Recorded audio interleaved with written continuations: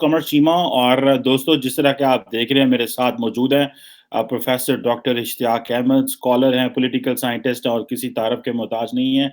आपने बड़ी सर की किताबें पढ़ी होंगी रिसेंटली सर की बुक द जिन्ना आई है। Thank you very much doctor साहब for your time sir. My pleasure, Chima Sahab. It's always a pleasure talking to you. Thank you sir.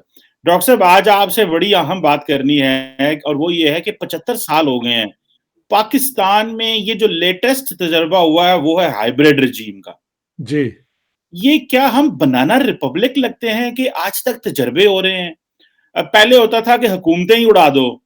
अभी ये है कि एक डिसेंट तरीका आया गया है कि सियासतदान जो हैं वो रिलाय करते हैं एस्टेब्लिशमेंट के ऊपर फॉर कमिंग इनटू पावर। मतलब अब तो एक्सपोज़ हो गई ना ये बातें जो हम किया नहीं करते थे। कहते नहीं थे यार छोड़ो ना करो, लेकिन पता चला हर चीज़ एक्सपोज़ हो गई है। मतलब पहले सियासतदान जो है वो रिलाय करते हैं, फिर सियासतदानों को फारिग किया जाता है, कहा क्या ये कह के कि अब हम न्यूट्रल हो गए हैं। तो ये पाकिस्तान में जो हाइब्रिड regime का फेल होना है, आप इसको किस तरह देखते हैं? आप क्या आपका तजर्बा आपने पाकिस्तान की हिस्ट्री एस्टेब्लिशमेंट पे, फ़ौज का सियासत में किरदार के ऊपर इसके ऊपर बड़ा लिखा है। आप हमें कैसे एनलाइटन करेंगे डॉक्टर साहब इस सारी सिचुएशन पे? देखिए जी, एनलाइटन करना तो एक बहुत बड़ी अपना चैलेंज है, लेकिन लेट्स ट्राई टू अंडरस्टैंड कि पाकिस्तान का प्रॉब्लम क्या हुआ है। हुँ, पाकिस्तान में आप देखें एक बड़ा लंबा पीरियड है जिसको आप किस तरह डिफाइन करेंगे? जो कहा गया पहले उसे कहते थे the vice Regal system. Vice Regal system क्या था कि कॉलोनियल दौर के अंदर जो मसलन 1909, 1919, 1935 एक्ट के अंदर भी हालांकि आखिर में इलेक्शन भी हो गई प्रोविंशियल असेंबली के लेवल पे, लेकिन जो गवर्नर जनरल था उसके पास एक्स्ट्रा ऑर्डिनरी पावर्स थी और गवर्नर भी है under article 93 could dismiss A government in the provinces. जब पाकिस्तान बना तो कायदे आज़म मोहम्मद अली जिन्ना जो हैं उन्होंने डिसाइड किया कि वो गवर्नर जनरल होंगे, नॉट प्राइम मिनिस्टर। अगर आप कंपेयर करें तो इंडिया के अंदर गांधी जी ने तो कोई ऑफिस उन्होंने लिया नहीं। Jawaharlal Nehru decided to become prime minister and strengthen that role. ठीक है, तो आप कह सकते हैं कि इंडिया में दे वर क्लियर के they wanted a liberal parliamentary democracy. Hmm, हमारे यहाँ ये फैसला बड़ा मुश्किल हो गया 2-3 वजह से। हुँ, एक तो ये कि जब तक जिन्ना साहब ज़िंदा रहे तो एक्चुअली प्राइम मिनिस्टर के होते हुए सारी पावर्स उन्होंने एक्सरसाइज़ की डिसीजन मेकिंग में। ये इट्स वेल डॉक्यूमेंटेड। हुँ, मेरी किताब में भी इसका ज़िक्र है।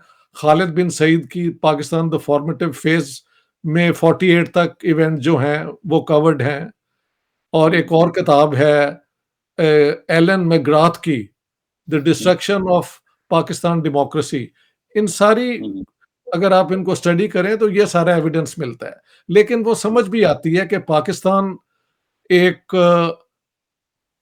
7 साल के अंदर एक कैंपेन हुई, हिंदुस्तान के का बँटवारा हो गया, पाकिस्तान बन गया हुँ, और जिन्ना साहब की सारी सारी जो स्किल्स थी ना एज़ अ लॉयर, वो तो हुँ, जस्टिफाई करने की थी why there should be partition to create Pakistan.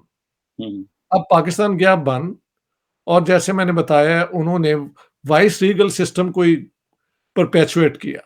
हुँ, उसके बाद जब उनकी डेथ हो गई और अ, नवाबज़ादा लियाकत अली खान जो उस वक़्त तक एक नॉमिनल प्राइम मिनिस्टर थे, रियल प्राइम मिनिस्टर बन गए, हुँ, तो उन्होंने भी कॉन्स्टिट्यूशन के ऊपर कोई ज़्यादा एक है 1949 की वो क्या कहते हैं यार ऑब्जेक्टिव रेज़ोल्यूशन, वहाँ पे ही मसला खड़ा हो गया। हुँ, It starts with sovereignty over the entire universe belongs to God Almighty, which He hmm, has delegated to the elected representatives of the people of। हाँ जी, ऐसी इस किस्म का कोई फॉर्मूला है। हुँ, तो then it was a problem के sovereign तो पाकिस्तान है, लेकिन hmm, where does sovereignty reside? Does it reside in the parliament? No, it resides with God. Hmm, People can only exercise delegated powers to interpret the sovereignty of God. इस किस्म की बात हुई। हम्म, लेकिन चलें ठीक है, वो लियाकत अली खान गॉट असैसिनेटेड। इन 2 लीडर्स के बाद तो वैक्यूम फिर ब्यूरोक्रेसी ने पूरा किया ना जी। अब yes, वो मैं कहता हूँ वो एक फॉर्म ऑफ हाइब्रिड रिजीम ही थी, the first hybrid regime, hmm, क्योंकि वो वैसे तो पॉलिटिशियंस को बनाते थे hmm, prime minister, hmm, actually not even that, उन्होंने बस जो चाह अपनी मर्जी के प्राइम मिनिस्टर भी बना दिए, उनको निकाल हम्म, दिया, लेकिन हम्म, ब्यूरोक्रेसी के पास ज़्यादातर पावर्स थी। हम्म, प्रोविंशियल इलेक्शंस हुए भी, मसलन आप देखें हम्म, 1954 में हम्म, ईस्ट पाकिस्तान देन में एक होती थी Jukto front, these were parties opposed to the Muslim League. Hmm, उन्होंने 4 सीटों के अलावा सारी जीत ली थी। हाँ जी, और मुस्लिम लीग वाज़ बैडली डिफीटेड। हम्म, लेकिन जो गवर्नमेंट थी अपना वेस्ट पाकिस्तान बेस्ड, उसने उनको डिसमिस कर दिया कि ये लोग जो हैं ये तो पाकिस्तान के हक में नहीं है, ये इंडियन एजेंट हैं, ये कम्युनिस्ट हैं, ये है, वो है। हम्म, तो these are hybrid regimes of the sort run by the civil servants in partnership with the army. उसके बाद एक प्योर डिक्टेटरशिप भी आई जब जनरल अयूब ने ओवरथ्रो कर दिया वो सारा सिलसिला, और मार्शल लॉ लगा दी। ज़ाहिर है अंडर मार्शल लॉ तो the it's no law, it means except what the army decides. तो हम्म, वो पीरियड चलता रहा, लेकिन पाकिस्तान में एक और भी था कि जितने भी ये मिलिट्री रूलर्स आए हैं, उनकी कोशिश रही है कि उन पे ये इल्ज़ाम ना लग सके कि वो अवाम को साथ लेके नहीं चलते। तो अपनी किस्म की इन्होंने हाइब्रिड गवर्नमेंट्स भी बनाई। हम्म, सिविलियन मिनिस्टर भी ले लिए, हाँ जी। मसलन जो लॉ मिनिस्टर थे, हम्म, आई थिंक अ, पहले और फॉरेन मिनिस्टर आई थिंक का क्या नाम था उनका? मंजूर कादिर थे, सर फिर जफरुल्लाह जुल्फ़िकार खान अली भुट्टो, पहले ज़ुल्फ़िकार, पॉलिटिशियन जी, सर ज़ुल्फ़िकार जफर अली भुट्टो, ये लोग सिविलियन ये लेके आए साथ, हम्म, ठीक है? तो वो भी आप कह सकते हैं is an attempt to civilianize military hmm, rule. हमारे यहाँ हम्म, कोशिश रही है कि मिलिट्री रूलर कैप्चर तो कर लेता है पावर, लेकिन वो ये भी शो करना चाहता है कि मेरे साथ अवाम के लोग भी हैं और ये कोई सिर्फ़ मिलिट्री का रूल नहीं है, वी आर हाँ, कैरिंग विद अस। बल्कि इलेक्शन भी हुए अयूब खान के दौर में हम्म, बेसिक डेमोक्रेसीज़ के ज़रिए, हम्म, और उसके अंदर अयूब खान वन, फातिमा जिन्ना जो है शी लॉस्ट, कुछ हम्म, लोग कहते हैं रिग किए गए इलेक्शन, ये वो। Hmm, I think in West Pakistan Ayub Khan won, maybe not in East Pakistan, लेकिन विक्ट्री अयूब खान की हुई, ठीक है? बिल्कुल फिर सही। फिर उसके बाद अ, 1970 में पहला इलेक्शन होता है, हम्म, और उस इलेक्शन के बाद जो रिज़ल्ट आता है, महल हम्म, पहले भी हम इसका ज़िक्र कर चुके हैं कि बजाय जमहूरियत आ जाती, हाँ, अवामी लीग को हुकूमत मिल जाती, क्योंकि उनके पास ओवरऑल मेजॉरिटी थी। Out hmm, of 300 elected members of the hmm, uh, National Assembly, उनके 161 थे। So hmm, under parliamentary system they had the right to form the government. उसको हम्म, ओवररूल किया गया, हम्म, और अब एक और मार्शल लॉ लग गई। हम्म, अ, तो उसके बाद नहीं, उसी दौरान हाँ, वो मार्शल लॉ ही रही ना, सिविल वॉर हुई, वो खत्म हुआ तो भुट्टो साहब आ गए। हम्म, भुट्टो साहब की आप कह सकते हैं कि in principle this was an elected government, hmm, और उस इलेक्टेड गवर्नमेंट ने अलबत्ता जो जमहूरियत की होती है ना लिमिटेशंस, हम्म, वो भुट्टो साहब ने नहीं फॉलो की। उन्होंने कॉन्फ्रंटेशन, मसलन 2 प्रोविंसेस में उनकी हुकूमत थी, हम्म, पंजाब और सिंध में, और सेंट्रल गवर्नमेंट, लेकिन उन्होंने फ्रंटियर की हुकूमत जो थी और बलूचिस्तान की, दोनों के साथ पंगा ले लिया, टक्कर हुई, हम्म, और उनको डिसमिस किया गया, उन पे केस चले। आई हम्म, थिंक वो क्या कहते हैं उसे, हैदराबाद कंस्पिरेसी केस, और ये हाँ, और वो। तो एंड देन अ, भुट्टो साहब ने फेडरल सिक्योरिटी फोर्स बना ली। पहली दफा जो एक पर्सनल अपनी डिफेंस के लिए लोग बना लेते हैं। आर्मी एक होती है, एक पुलिस होती है, एक हम्म, इन्होंने फेडरल सिक्योरिटी फोर्स बना ली थी जो गुंडागर्दी भी करती थी इनके कहने पे। मसलन अच्छा। क्लासिकल एग्जांपल है, पार्टी हम्म, के जनरल सेक्रेटरी जो थे हम्म, जे रहीम शायद उनका नाम था, बुजुर्ग आदमी थे अच्छा। और वो कहीं एक भुट्टो साहब ने आना था एक मीटिंग प्रिजाइड करने, तो जो टाइम था वो गुजरता गया, शाम हो गई, तो he would not come, he was busy somewhere. तो J Rahim said I am going home, I am पता नहीं फेड अप ये वो। किसी ने जब वो आए तो उन्होंने कहा, "कहाँ है वो जे रहीम?" उन्होंने कहा, "घर चला गया।" ये कह के शाम को उनके घर ही वो पहुँच गए ये फेडरल सिक्योरिटी फोर्स के लोग और हम्म, उनको मारा, उनके बेटे को बल्कि बेहद सेक्सुअली असॉल्ट भी किया, ये मुझे किसी ने बताया है। न्यूज़ अच्छा। ये बात नहीं आई लेकिन उनके हाथ तोड़ दिए थे या पता नहीं लातें तोड़ दी थी। हम्म, एंड देन भुट्टो साहब वाज़ ओवरथ्रोन, ज़ियाउल हक का तो डिक्टेटरशिप आपके सामने ही है। हाँ। वो तो कोई हाइब्रिड उन्होंने नहीं किया फॉर अ लॉन्ग टाइम, लेकिन hmm, ultimately then Junejo was brought into power hmm, और जब जुनेजो ने थोड़ी-सी उनसे टक्कर ली, तो उनको हम्म, डिसमिस कर दिया। हम्म, So we have been ruled by hybrid regimes, I would say from the very onset, जिसमें जो चीज़ एस्टेब्लिश हो गई 1958 के बाद, वो ये हम्म, है कि इसमें जूनियर पार्टनर अब सिविल सर्वेंट हो गए या उनको निकाल ही दिया and the military became the senior partner. Hmm, हाँ जी, तो अब आपके सामने आप बेहतर जानते हैं जो पाकिस्तान में आजकल हो रहा है कि वो is a continuation of that. देखें डेमोक्रेसी के अंदर बेसिक असूल है कि in a democracy the civilians represent the will of the people hmm. And they uh, are entitled to take the important decisions on behalf of the nation. Pakistan में तो ऐसा होता नहीं है। डॉक्टर साहब, आपने इंतहाई खूबसूरती से हमें हिस्टोरिकल बेसिकली रेफरेंस बताया हाइब्रिड जी, रिजीम का, और आपने उसको बेसिकली अनर्थ किया है कि ये आज की कहानी नहीं है।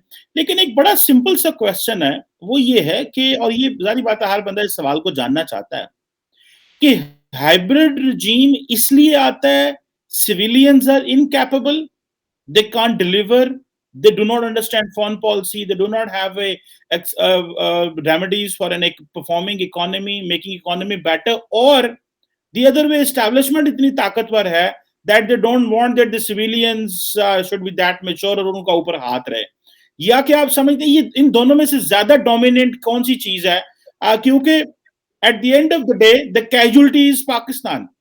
देखिए, क्वाइट राइट। दिस आपने elite, you put it very well. Elite casualties जो है, पाकिस्तान। एलीट की लड़ाइयां हैं। जी, जी। 20-50 बंदा पीटीआई का होगा, 50 बंदे स्टैब्लिशमेंट में होंगे, 50 बंदे सिविल ब्यूरोक्रेसी के होंगे, 50 पीएमएलएन के होंगे, मतलब they are all fighting with each other, I and no. And there is a political turmoil in Pakistan. So कौन क्या है इनमें से, मतलब ये कमजोर देखिए, है वो ताकतवर है, क्या है मतलब सर? आप कह सकते हैं कि 1958 तक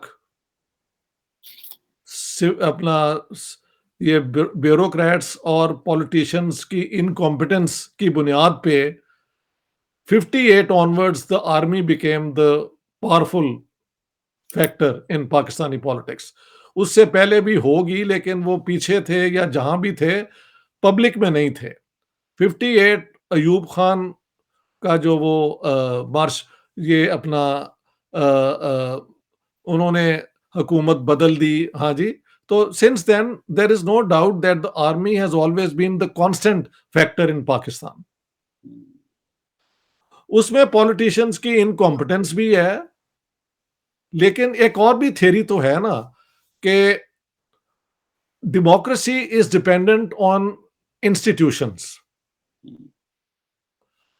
अगर इंस्टीट्यूशंस को आप बार-बार सबवर्ट कर दें, यानी उन्हें फंक्शन ही ना करने दें, तो उन इंस्टीट्यूशंस की जो है ना अथॉरिटी वो कमजोर हो जाती है। So every time an elected government is thrown out, the office of prime minister is weakened, the power of the national assembly or parliament is weakened. आप देखें, एक तो पुरानी बात है ना, जब सबसे पहले ये बेनजीर भुट्टो और वो क्या कहते हैं मियां नवाज शरीफ को 2-2 साल की हुकूमत करने दी इन्होंने।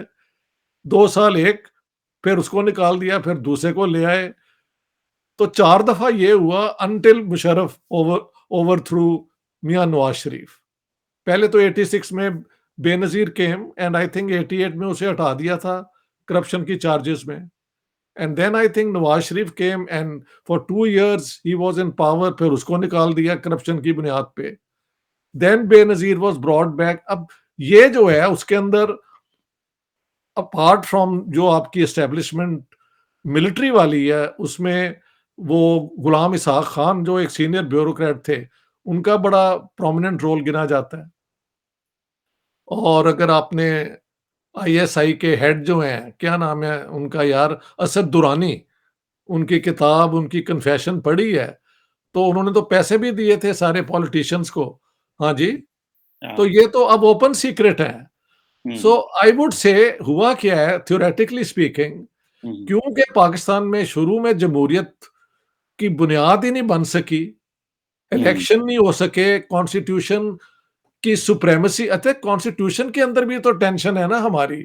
अगर हाँ। हम एक अगर हम एक जमहूरियत हैं, हम्म। तो जमहूरियत के अंदर इंडिविजुअल राइट्स की sanctity is the most important factor in a modern liberal democracy. वो हम्म। तो हमारे यहाँ क्वेश्चन हो सकती है, हम्म। क्योंकि ग्लोरी ऑफ इस्लाम के हवाले से आपको सारा कुछ करना पड़ता है। हाँ। उसमें एक ग्रुप को हमने गैर मुस्लिम भी करार दे दिया है by by unanimous vote in the national assembly. तो जमहूरियत के जो तकाजे हैं ना, हम्म। वो तो ये है कि इंडिविजुअल हैव रिलीजन, स्टेट की रिलीजन नहीं होती। स्टेट अलबत्ता उसकी ये होती है ड्यूटी, रिस्पॉन्सिबिलिटी कि हर बंदे के इंटरेस्ट और उसको वो प्रोटेक्ट करे। वो तो हमारे पाकिस्तान की कॉन्स्टिट्यूशन में इस तरह आप यानी अप होल्ड नहीं होता जैसे कि होना चाहिए। तो हाँ। पाकिस्तान में हाइब्रिड फॉर्म्स ऑफ गवर्नमेंट आती रही हैं, जिसमें इंस्टीट्यूशंस की जो अथॉरिटी होती है ना, वो नहीं बन सकी। हम्म। तो जाहिर है कि जब इंस्टीट्यूशंस की अथॉरिटी नहीं बन सकी, तो जो एस्टेब्लिशमेंट है उसके पास मैनिपुलेट करने की तो ताकत बहुत ज्यादा बढ़ जाती है ना। तो वो जो पॉलिटिशियंस उनकी बात मानते हैं, उनको वो लाते हैं, जब उनसे उनकी वो बात नहीं बनती, उन्हें निकाल देते हैं। अब ये ड्रामा जो आजकल हो रहा है इस्लामाबाद में, ये एक क्या कहते हैं, पूरे 75 साल की दोबारा फिल्म चल रही है। फॉर हाँ। People like me this is just a variation. Hmm. It's very सही। Sad, very sad. This is very sad unfortunately doctor साहब। ये इसकी जो सिचुएशन है उसमें तो क्योंकि जैसे हम पहले बात कर रहे थे, ये एलीट क्लब है एंड इनका कुछ भी नहीं है। वो हमारे लोग कहते हैं ना कि ये एलीट क्लब है, ये वेले बैठे हुए हैं, पॉलिटिक्स इनका जॉब बिजनेस है। अब वो देखें 20 एमएनए जो है वो अपोजिशन सिंध हाउस में कैद करके बैठी हुई है इमरान खान के खिलाफ। इमरान खान कह रहा है जनाब ये देखो हॉर्स ट्रेडिंग हो रही है, इलेक्शन कमीशन खामोश है, जब हमने चीजें एक्टिवेट करनी होती है तब हम एक्टिवेट कर लेते हैं। मतलब हाँ, ये आप देखें कि किस तरह एक बनाना रिपब्लिक की एग्जांपल हम दे रहे हैं। इतना अच्छा मुल्क है, कैपेसिटी है, चीजें कर सकते हैं, बहुत कुछ हो सकता है, लेकिन हमने इसको अपने मुल्क को क्या बना दिया है, सिर्फ तजर्बे के चक्कर में कि ये तजर्बा कामयाब हो जाए, ये तजर्बा कामयाब हो जाए, इसका मैंडेट ना मानो, उसका मैंडेट ना मानो, अपनी रिट जो है वो कायम जो है वो हो। तो ये तो अनफॉर्चुनेटली एक बड़ी अच्छा डॉक्टर साहब एक इसमें बताइएगा, आपको क्या लगता है, जरा हमें थोड़ा हिस्टोरिकल रेफरेंस से बताएं। थोड़े दिन पहले शीरी मजारी ने एक आर्टिकल जो एक लेटर शेयर किया अपने ट्विटर पे, कहा जनाब कि सीआईए जो है ना वो बड़ी इन्वॉल्वमेंट करती रही है पाकिस्तान में। अच्छा, इमरान खान साहब जो है ना वो और फिर बाद में उन्होंने वो डिलीट कर दिया, ये ट्वीट डिलीट कर दी।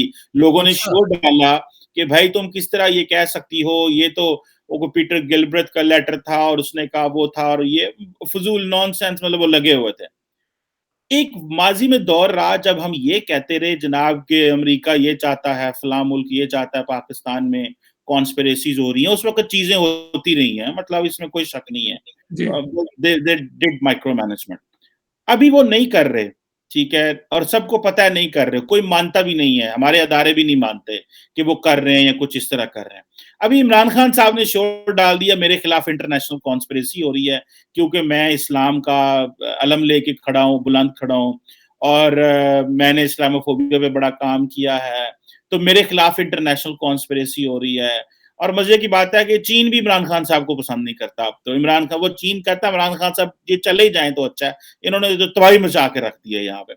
आप क्या समझते हैं, ये आखिरी एक क्वेश्चन आपसे करता हूँ सर, कि आप क्या समझते हैं कि ये हमारी सियासत में इंटरनेशनल कॉन्स्पिरेसी खत्म हो सकती है, हम इतने मैच्योर हैं? या क्या आप समझते हैं कि जिस मुल्क में 65% आबादी जो है यूथ पे हो, सो कॉल्ड लिटरेसी रेट 60% हो, तो हमारे मुल्क में ये कॉन्स्पिरेसी थ्योरी मिल्स जो हैं ये चलती रहेंगी और सियासतदान ये कहते रहेंगे कि मेरे खिलाफ इंटरनेशनल कॉन्स्पिरेसियां जो हैं वो हो रही हैं? ये आप माजी को देखते हुए, ये जो आप जो हालात अभी 10-15 साल के हैं, आप नहीं देखते कि अभी इंटरनेशनल कॉन्स्पिरेसी उस तरह नहीं हो रही और चीजें बड़ी नॉर्मल चल रही हैं? अभी जो ओस्टर होता है, when people they get ousted from the power, this is because of actually their failure not to deliver, or they are unable to have that political, they do not have political magnanimity, कि वो एक दूसरे को accommodate कर सकें। How do you see this? देखें ये combination है, यानी अ, इंटरनेशनल कंस्पिरेसीज़ पाकिस्तान में पाकिस्तान की मर्ज़ी से शुरू हुई थी ना। ये पाकिस्तान गया था अमेरिका के अपना दरवाज़ा खटखटाने कि हमें आप अपनी फ्रंट लाइन स्टेट बनाएँ, हमें इकोनॉमिक और मिलिट्री एड दें, हम आपके लिए यहाँ पे सोवियत यूनियन को रोकने के लिए काम करेंगे। तो अगर आप ये इसकी हिस्ट्री ढूँढें तो शुरू तो पाकिस्तान ने की है। अमेरिका तो पाकिस्तान के बनने में कोई इंटरेस्टेड ही नहीं था। ऑनेस्टली स्पीकिंग, अगर आप मेरी वो किताब देखें ना, पाकिस्तान द गैरिसन स्टेट, उसमें मैंने पूरा एविडेंस दिया है which can not be question, because वो स्टेट डिपार्टमेंट के अपना डॉक्यूमेंट्स हैं और सब ज़ाहिर हो जाता है कि उनका इसमें इंटरेस्ट कोई नहीं था।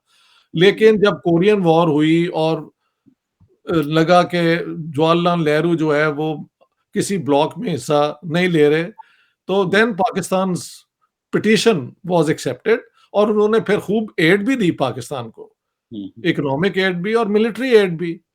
उसको अब मैंने आपसे पहले भी कई दफ़ा बताया कि उन्होंने कहा था कि ये जंग के लिए नहीं है, ये आपकी डिफेंस के लिए है।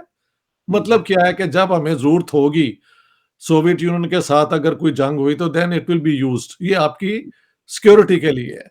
हमने अपनी जंगें शुरू कर दी, वो पहले 65 वॉर, हाँ जी, तो उसके बाद अमेरिका जो है उसकी पैट्रनेज हमारे से दूर हो गई। फिर हमने चाइना को कल्टीवेट किया बैलेंस करने के लिए, तो दोनों के साथ चलते रहे। अब इमरान खान साहब जो हैं, उनका कहना कि I totally agree with you, I think the Americans have abandoned Pakistan. उन्होंने देखा है कि यार आप जो मर्ज़ी कर लो, जो ये कहते हैं वो एक्चुअली होता नहीं है। मैंने कई अमेरिकन्स को ये कहते सुना है कि आपकी हुकूमतें बात कुछ करती हैं, हकीकत कुछ और होती है, so we can't trust Pakistani politicians. हाँ जी, तो I share with you the idea कि इस वक़्त कोई अमेरिकन एक्टिविज़्म नहीं है पाकिस्तान में। तो उन हालात में अगर इमरान साहब कह रहे हैं, इमरान खान साहब, कि मेरे खिलाफ कंस्पिरेसी हो रही है, तो ये तो है आप बैल मुझे मार, इन द सेंस कि आपने ये इस्लामोफोबिया का क्यों स्टंट चलाया हुआ है? आप देखें अमेरिका में आजकल क्या मुसलमानों को वहाँ पे विक्टिमाइज़ किया जा रहा है? मुझे तो अभी खबरें रोज़ आती हैं कि जी डोनेशन दें, एक बहुत बड़ा चर्च हम जो है उसको मस्जिद में कन्वर्ट कर रहे हैं। हाँ जी, आपने भी वो देखा है, वो रोज़ मुझे आ जाता है, गिव हाँ, डोनेशंस। यूरोप के अंदर 1200 चर्च जो हैं वो 1200 मसाजिद बन चुकी हुई हैं। कुछ जगह पे तो उन्होंने अज़ान की भी इजाज़त दे दी हुई है।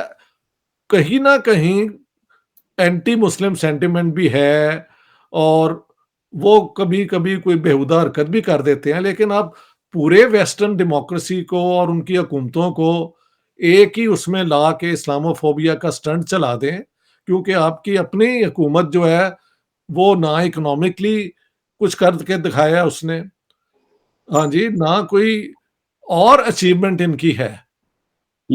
और तो व्हाट कैन आई से एक्सेप्ट कि Imran Khan will stay in power as long as जो आप जानते हैं, उनकी मर्ज़ी होगी, जिस दिन उनकी मर्ज़ी नहीं होगी, वो देखेंगे ये लायबिलिटी बन गया उनके लिए, उसे निकाल देंगे। But this would be as you say a continuation of the hybrid regimes. ये पाकिस्तान पता has नहीं। always been a case of hybrid regimes. Elections हुए भी हैं और हुकूमतें इलेक्टेड आई भी हैं, मसलन Benazir when she was in power, उस पे इल्ज़ाम करप्शन के उसके हस्बैंड पे इज़ वन थिंग, लेकिन she passed, I think she instructed कि जो पॉलिटिकल अपोनेंट्स हैं ना जेलों में, ये वो उनके ऊपर तशद्दुद इस्तेमाल ना करें। ये मैं समझता हूँ एक अच्छी ह्यूमेन चीज़ थी। हाँ हम्म। जी, तो इस हम्म। किस्म की बातें भी हुई हैं और लेकिन अगर एक इलेक्टेड हुकूमत को चंद ब्यूरोक्रेट्स और एस्टेब्लिशमेंट डीप स्टेट मिलके उन्हें निकाल देती है और कुछ नहीं होता, अवाम जो है वो चुप करके बैठे रहते हैं, तो फिर इट्स हाइब्रिडिज्म परपेचुअल कंटिन्यूइंग, ये एक पाकिस्तान की ट्रेजेडी है। पर देखें, जो लेटेस्ट कैजुअल्टी है जी, दैट इज मीडिया। पुराना भी एक था मीडिया का, लेकिन लेटेस्ट कैजुअल्टी है जब देखें, जब बिजनेस कम्युनिटी सारी वो की कहते ने पंजाबी साडे लेट गई, ऑलरेडी सियासतदान लेट गए, स्कॉलर भी लटाला है, हर चीज लेट गई। अब क्या मतलब, who will stand and nobody should stand. मेरा ख्याल है the only one who has an actual job to reclaim the lost space are the political quarters, Dr. Saab, because they are the one who are the custodians, they are the ones who represent the people, and they have, when they will get back the lost space, the other institutions, other segments of the society automatically उनकी space वापस आ जाएगी। I लेकिन जब ये I completely agree with you. देखिए, हाँ, 71 में जब पाकिस्तान टूटा था तो एक बहुत बड़ा चांस था कि अब हम पुराना जो है ना तरीका खत्म करके और डेमोक्रेसी के जरिए पाकिस्तान को चलाएं। हाँ, लेकिन भुट्टो साहब के कुछ तो रिफॉर्म ऐसे थे जो उस जमाने की प्रॉपर्टी क्लासेस को पसंद नहीं आए, तो वो उसके खिलाफ हो गए। कुछ भुट्टो साहब की अपनी हरकतें जो मैंने आपको बताया, आफ्टर ऑल वो फ्यूडल लॉर्ड थे और उन्होंने, जैसे मैंने बताया, उनके अपनी पार्टी के लोग उनको छोड़ गए थे, जो बहुत उनके करीब थे। तो एक डेमोक्रेटिक एटीट्यूड भी तो होना चाहिए ना पॉलिटिशियंस का, वो भी मिसिंग है पाकिस्तान के अंदर। बट हमारे लोग जो हैं वो बड़े रेज़िलिएंट हैं, हार्ड वर्किंग हैं, हर चीज़ बर्दाश्त कर लेते हैं। किस दिन ये किस्मत बदलेगी इस मुल्क की मुझे नहीं पता। लेकिन what you and I can agree on is that civilian supremacy, जिस दिन इलेक्टेड पीपल ऑफ पाकिस्तान, उनके रिप्रेजेंटेटिव जो हैं, उनकी बात जो है वो अथॉरिटेटिव हो जाएगी, उस दिन पाकिस्तान का एक नया चैप्टर खुल सकता है। सही कह अब रहे अब उसमें क्या डीप स्टेट अफोर्ड कर सकती है कि नहीं वो कर होने देगी, आई डोंट नो। ये तो इस्लामाबाद के करीब जो लोग रहते हैं, जो इनकी बातें सुनते हैं, वही बता सकते हैं। डॉक्टर साहब, मैं आपको बात बताऊं, ये सियासतदान जो है ना, यही नहीं चाहते। ये भी नहीं देखिए, चाहते, हाँ, हाँ। ये नहीं चाहते। देखिए ना, इमरान खान साहब के पास बड़ा चॉइस था। आपको क्या जल्दी पड़ी है 2018 में आने की? आप 2023 में आ जाते, लेकिन अपने पैरों पे आते ना यार।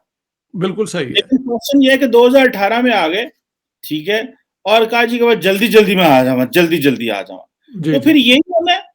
फिर और आप फिर ये कहते हैं कि मैं कहते अपनी मैं मर्जी से फैसले जो है वो बंदे भी वो अगर डीजीआई का लेटर नहीं निकला, बेसिकली तो मसला वही है। मैं परवेज लाई साहब को सुन रहा था, जो स्पीकर पंजाब असेंबली है, वो कह रहे हैं जी डीजीआई का लेटर अगर जल्दी निकाल देते और मामलात खराब ना होते तो उथे वो पंजाबी कहते पलवानी ना विखांदे तो काम ठीक सी।